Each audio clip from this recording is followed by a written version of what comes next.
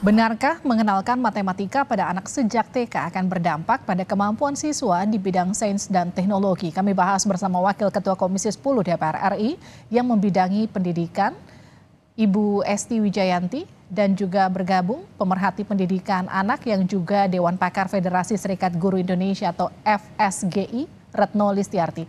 Bu Retno, Bu Esti, selamat malam. Selamat malam Mbak Lili. Selamat malam Mbak Retno. Malam Bu Esti, Mbak Livi. Saya ke Bu Esti dulu. Bu Esti ini memang baru dilantik, belum ada koordinasi dengan Menteri Dasar dan juga Pendidikan Dasar dan juga Menengah. Tapi bagaimana respon Bu Esti soal matematika diajarkan sejak TK? Ya, sebagian orang mungkin begini ya Mbak, mengatakan berat banget. TK sudah diajari untuk belajar matematika. Tapi menurut saya ini sesuatu yang menarik untuk menjadi bahan telaah dan kajian mendalam yang kemudian bisa menjadi program. Karena sebenarnya kalau kita bicara soal matematika itu kan dasarnya bersentuhan langsung dengan kehidupan kita sehari-hari. Maka ketika mengatakan anak TK sudah mulai harus belajar matematika, saya mengatakan jangan berpikiran bahwa matematika itu lalu bicara soal aljabar, soal trigonometri, soal kalkulus. Tidak seperti itu. Tetapi bagaimana di dalam penerapan kehidupan sehari-hari anak-anak kita itu secara tidak langsung sesungguhnya sudah belajar matematika. Apalagi kemudian pada saat ini matematika itu seolah-olah menjadi momok bagi pelajar kita. Tidak hanya dari SMA, SMP, SD begitu mengetahui pelajaran matematika selalu mengatakan matematika itu sulit. Ini pasti ada sesuatu yang harus kita benahi. Salah satunya ide Pak Prabowo ini cukup menarik dan perlu kemudian ditindaklanjuti dengan kajian lebih mendalam. Oke.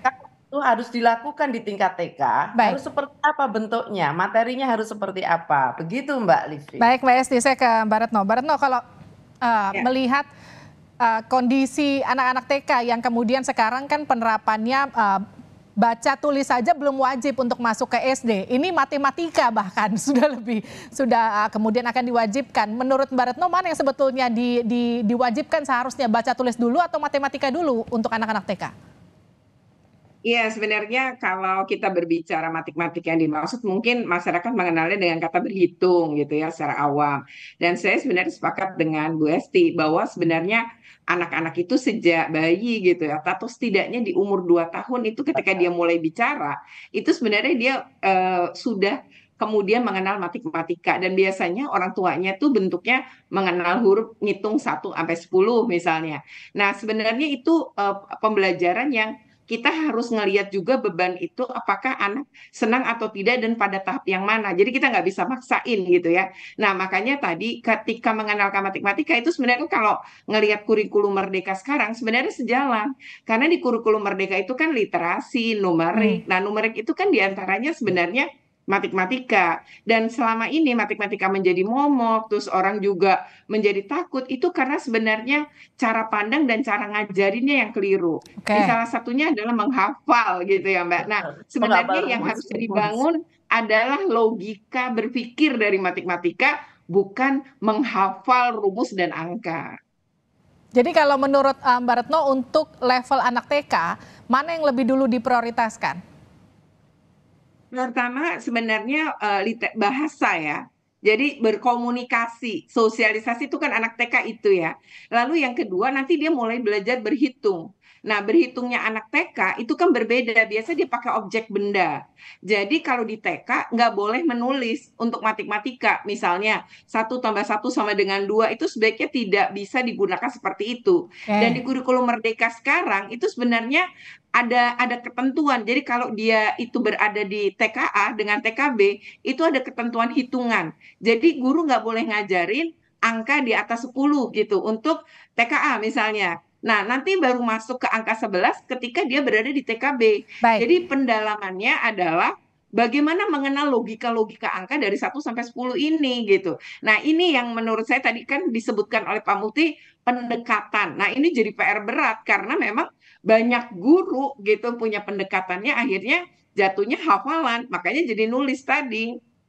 Tapi memasukkan matematika ke TK, akankah berkorelasi dengan kemampuan bidang sains dan juga teknologi buat anak?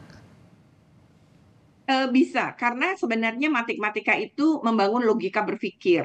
Jadi yang sekarang metodenya adalah pendekatannya itu yang kemudian harus diubah. Jadi bagaimana konsep satuan, puluhan itu dipahami dulu dengan menggunakan kemampuan sensorik dan motorik anak. Jadi sebenarnya kita juga guru-guru juga harus melihat apakah batas. Jadi misalnya mulai dari bercerita. Jadi misalnya cerita bahwa ayah misalnya datang kemudian membawa pisang 3. Sementara ada adik dan ada ibu. Oke. Kira-kira berapa nih? Satu orang berapa? Nah, sebenarnya matematikanya modelnya begitu. Jadi lebih ke logika ya. Betul. Oke, baik. Terakhir ke Bu Esti, jadi penekanan DPR kita baru ganti menteri yang kemudian jadi momok bagi orang tua murid, apalagi nanti yang akan berubah ke depannya. Singkat saja Bu Esti, jadi apa yang kemudian ditekankan oleh DPR soal itu?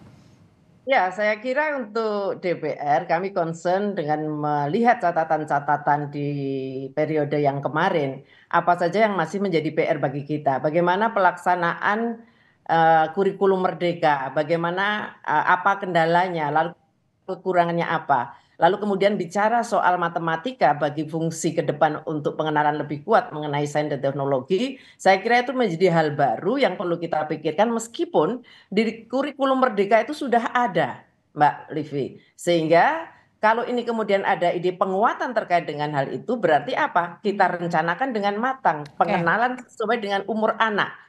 Jadi ini bukan sesuatu yang tidak mungkin terjadi, ini sesuatu yang justru ide ini perlu kita tanggapi dengan serius. Baik. Supaya apa? Anak-anak kita tidak punya ketakutan terhadap matematika yang itu menjadi persoalan di kemudian hari, termasuk PISA kita yang sangat rendah. Dari tahun ke tahun PISA kita kemudian tidak ada perbaikan yang cukup signifikan. Sementara PISA itu menjadi tolak ukur kita. Oke. Termasuk bagian dari upaya untuk bagaimana menciptakan sistem yang baik, begitu Mbak. Artinya yang harus dipastikan nanti adalah bagaimana sistem dan juga mekanismenya nanti untuk cara mengajarkan kepada anak-anak yang disesuaikan dengan rentang umur usia mereka. Terima kasih. Yang menarik, menggembirakan begitu Mbak. Baik, terima kasih Bu Esti, terima kasih Bu Retno sudah bergabung di Sapa Indonesia Malam. Sehat-sehat selalu.